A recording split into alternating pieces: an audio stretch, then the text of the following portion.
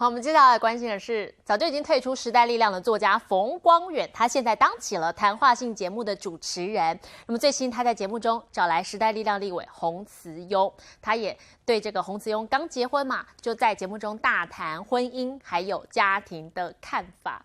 洪慈庸也在节目上爆料了，他说才新婚半年的老公，也就是台中市新闻局局长卓冠廷，有一件事情会让这个新婚的娇妻晚上都睡不好，因为他说老公非常的爱打呼，夜夜睡不好。戴着口罩介绍特别来宾，谈话性主持人冯光远哭诉洪慈庸过去戴口罩受访的模样，效果十足。即使冯光远早退出时代力量，两人的好交情不受影响。洪慈庸更是卸下心防，在节目中大爆老公卓冠廷的料，当成我一个很重要的一个靠山，所以我真的非常谢谢他。但是我还是要请他，就是打呼还是可以小声一点，不然其实我觉得。我睡眠的品质会有点影响，因为如果我们同时上床的话，他大概3秒就会入睡，所以我会有点困难的。自曝卓冠廷爱打呼，吵得他睡不好。抱怨归抱怨，洪慈庸对老公卓冠廷依旧是满满的感谢。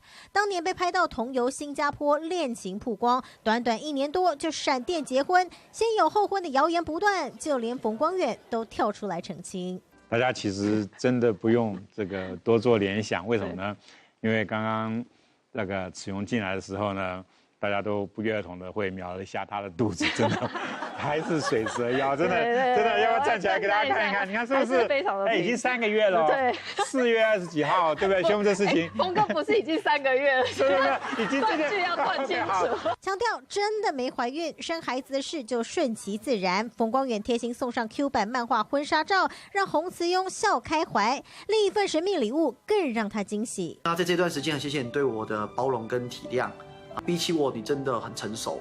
那常常，反而给我很多的鼓励跟支持。